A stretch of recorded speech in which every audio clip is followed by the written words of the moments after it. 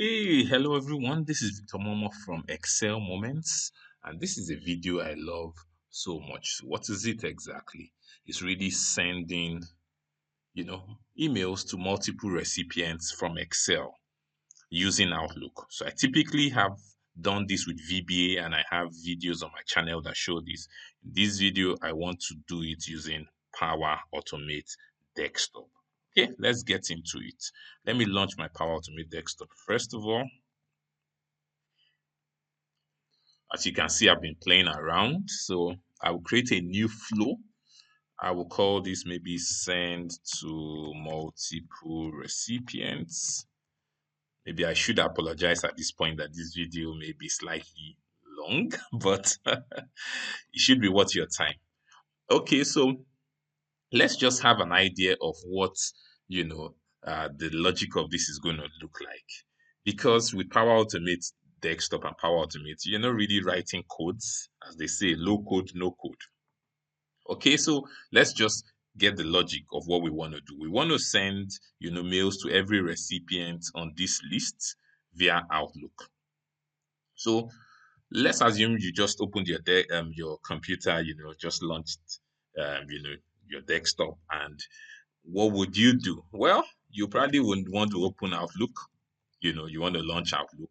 I use launch Outlook because I know what I'm expecting to write. You also want to launch Excel. Excel could be open, so you can actually hook up to an existing instance, but you may want to open a new instance, do what you want to do, close down instance, and not interfere with, whatever is going on. So you launch Excel, then you want to, maybe read the data, from the Excel sheet. Okay, you want to read the data from the Excel sheet. I call it that. What will you then do? So once you've gotten that data, you can then loop. You can loop from row to row. Okay. Now, as you are looping, what will you do? You want to send the email based on whatever row you're on. So send email via Outlook. Yeah, via Outlook. Okay. And once you are done with that, um, yeah, pretty much that's it. You can either close the Excel instance. You can choose to close the Outlook instance. Okay, so those are the options you have for you. So that's it. So let's get into Power Automate Desktop, and let's start to create this flow. Okay, so you have a lot of things you can automate using Power Automate Desktop. Ideally, I should have a video to show you Power Automate Desktop and Excel, but I think I'll just fuse everything in together. Just wish me luck. But let's go together. We should be fine. So the first thing, like I said, is we want to launch Outlook. Okay, so if you look down here, you can see that you have Outlook. You can expand and see, the couple of things you can do there: launch, send email, close. If you open Excel, you would see a longer list, and if you expand, the advanced here, then you see a much more longer list. Okay. But once you kind of have an idea of the keywords, you can just search here. So the first thing I'm going to do is I'm going to launch. I'm going to launch Outlook. So I drag that, to the canvas, as I would want to call it. Okay, so I launch Outlook.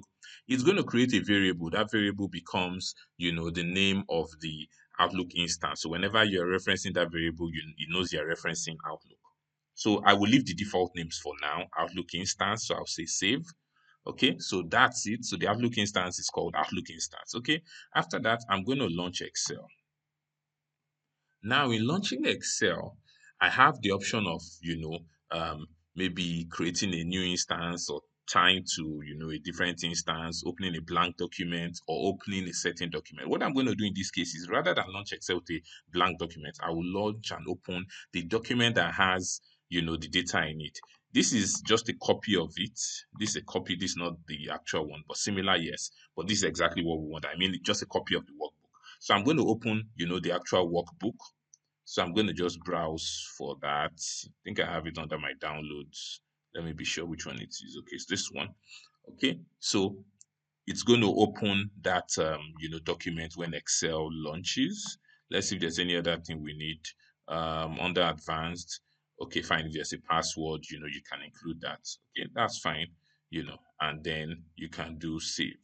Okay, so this is going to be called Excel instance, as you can see the variable name here. Okay, so that's that.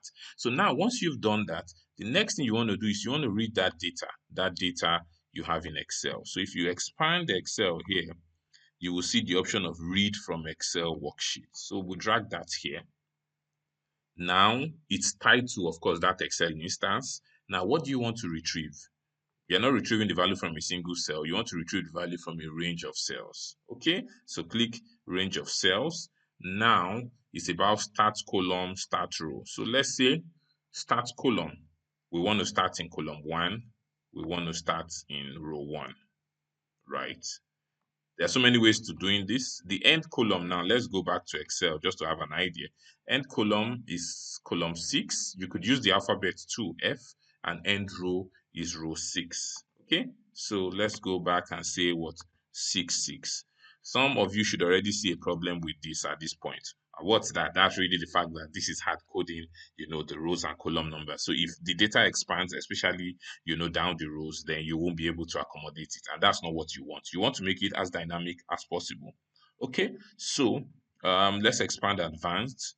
You could say that, oh, first line of range contains column names. Okay, so that's an interesting thing, you can include to say, okay, yes, the first, line contains headers, and it kind of ignores that, and it changes how the loops work and what the loop, indices or index are, but it's something interesting to note and, to play around with. So I would save this at this point.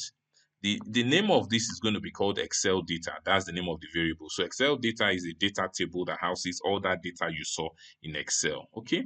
So now let's try and fix this, non-dynamic nature of whatever we've done.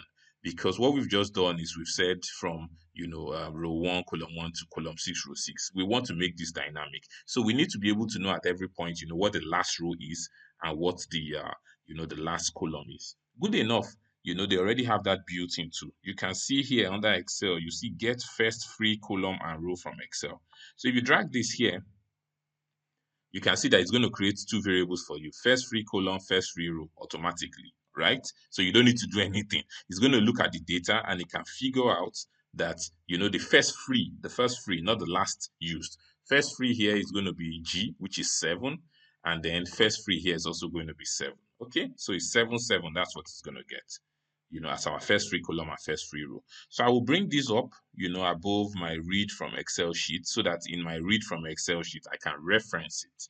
So when I come here, now you have to know that where you see, end column and end row, rather than, using the hard-coded numbers, what do? I will pick the variable. Okay, so what's the variable for the column?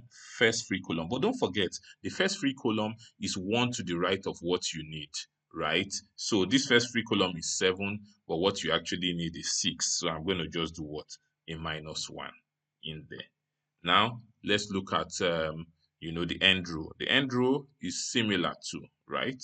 So I'm going to do first free row, and I'm going to do what? -1. Okay, so now this way, as in it's dynamic. So every time it's always going to tie to the right, column and row. Okay, so let's do save. We are not changing much, but that's it. So once you have this now set up, what we want to do here now is now to loop from row to row. So I'm going to add a loop in here. I'm going to add a loop. So loop. Okay, so now it's asking me where do you want to start from.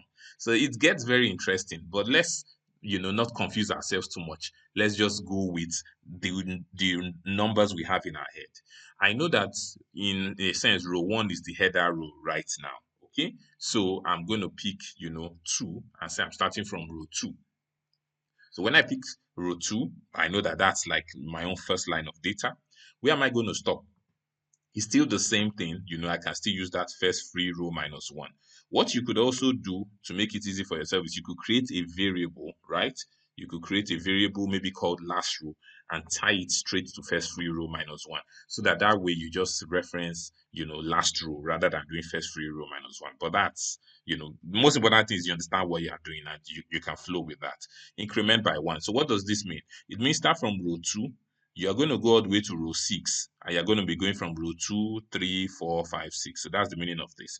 And the variable that will be doing that iteration here that will be looping is called loop index. Okay. If you are a basic programmer, like Excel, we like to say I, for I equals to this, So this is like your I here. This is your loop index. Okay. So when it starts off at 2 and it increments that way. So let's do save. All right. So now within this loop is where we are sending the mails. Why? Because when it gets to row 2, you want to send the mail to the recipient on row 2. Then you go to row 3, row 4. So that's a part of sending the email needs to come in within the loop here. So you could go to Outlook again. If you expand Outlook, you will see send email message through Outlook, right? So we can put this, make sure this is within the loop. Okay, so now this is where it gets a little, I'll say, tricky or interesting. So now the Outlook instance, don't forget that was done at the beginning. This is the Outlook instance. This is when you launch Outlook. It creates a variable called Outlook instance. So this is already tied to it. The account is, what you're sending the email with. So I could use my maybe email address. Now, who are you sending it to? So let's take a look at the Excel sheet so we have an idea what's going on. We are sending it to whoever is in column E. Okay, so column E is where the email address of the person we are sending to is located. So now it's interesting. How do you reference, a column and a row as in Power Automate Desktop? There are a couple of ways. I just show you, how. Don't forget that the data table that we have in Excel there, we had read that data into Power Automate Desktop, which is here, and we call it Excel data, right? So Excel data is that range, that entire range. But now you're interested in just a column there. So let me click this. Let me pick Excel data, which is, the table I want. Now, let me show you something. When you say Excel data, for you to reference, if you want to reference a particular row and a particular column, you just put them in square brackets. So you can do this. If you do something like this, but I will explain what it means. If you say 1, 2, this 1 is the row index, this 2 is the column index, but it uses a 0 indexing. So what it means is that this 1 here means row 2, this 2 here means column 3. So what you are doing here is nice. You are referencing row 2 and column 3 within Excel data. That's the meaning of this. So you always have to have that at the back of your mind. It's not the regular row numbers. It's just like what you are thinking about -1. Okay, so if you also know the name of the column, you may not need to do 2 now. You can just put the name of the column. If you know the name of the column is required attendees, you can write it, just putting it in quotes. You see what I've done here? So what this means here is going to reference row 2, on the required attendees column. Okay, so but now let's really think about what we want to do. We know we want to reference the required attendees column because that's where the email address is. But now what row are we interested in? So this is where it gets a little interesting. Don't forget that we are using loop index, right? We are using loop index to loop, and we'll start from row 2. Okay, so now we know that we need to bring in loop index here in some way, but there are a few things that you need to note. One is that you had already designated row 1 as a header, right? So just so that you follow, so you've designated this as a header row. So it means that technically this is now your row 1, right? This is row 1, but the index will be what? 0. Because it uses, as in 1 less than that. Okay. Then what about here? Here, the index is going to be what? The index is going to be 1. The index is going to be 2, and so on. Okay. So now, what does this mean? It means that if we look at what? As in row 2 of our data, it is going to have an index of what? Of 0.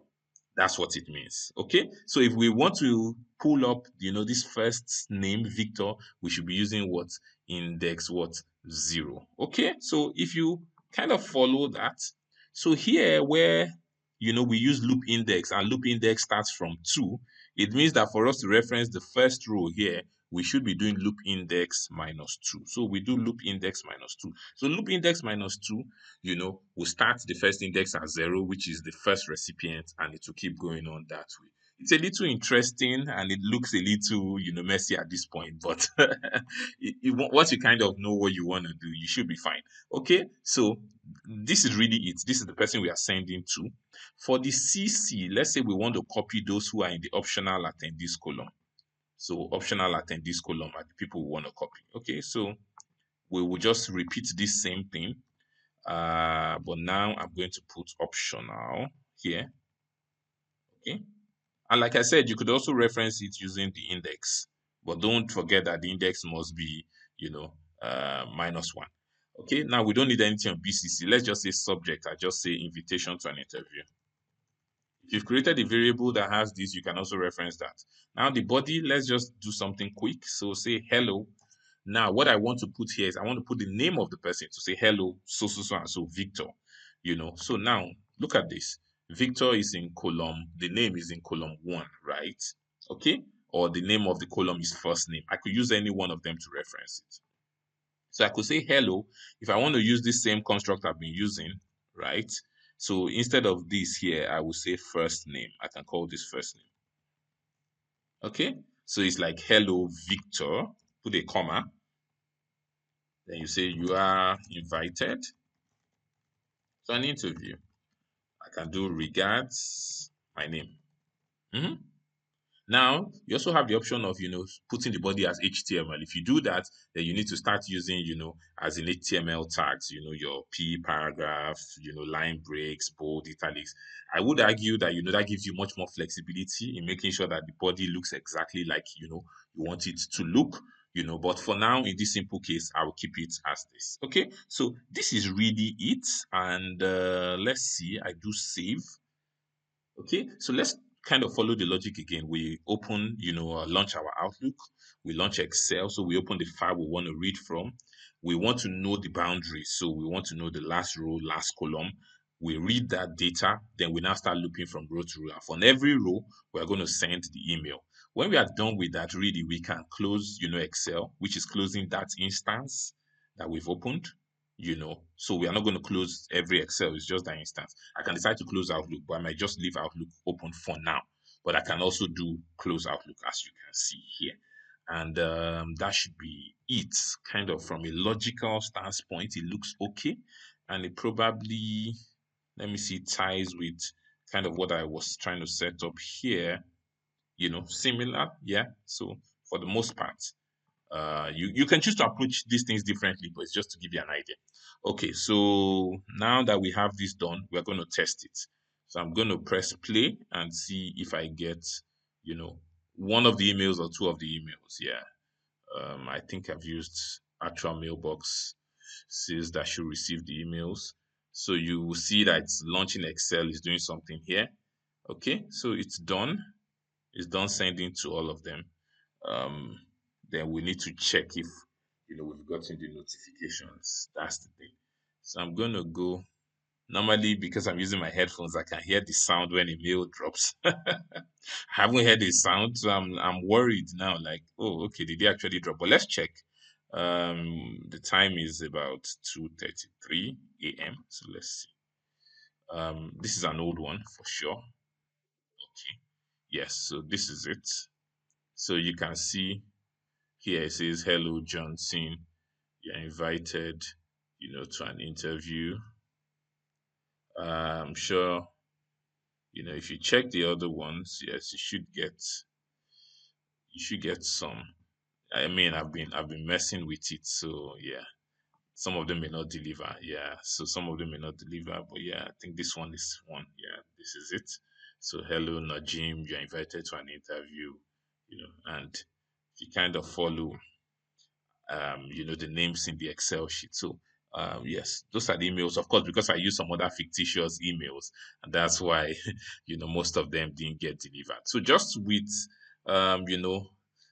that setup we have here, we're able to read data from Excel, send emails to everybody on the list, and it's I'll say scalable. So if you add more rows of data to that, you can, it doesn't really matter, the flow is still going to work either way. because you've made it dynamic in reading the data, from the sheet and knowing where the boundaries really are. So this is another interesting way to do it. So if you're not really given to, Excel, VBA, and writing codes, this is kind of doing it without codes, but just having some ideas of, logic, loops, and how things increment.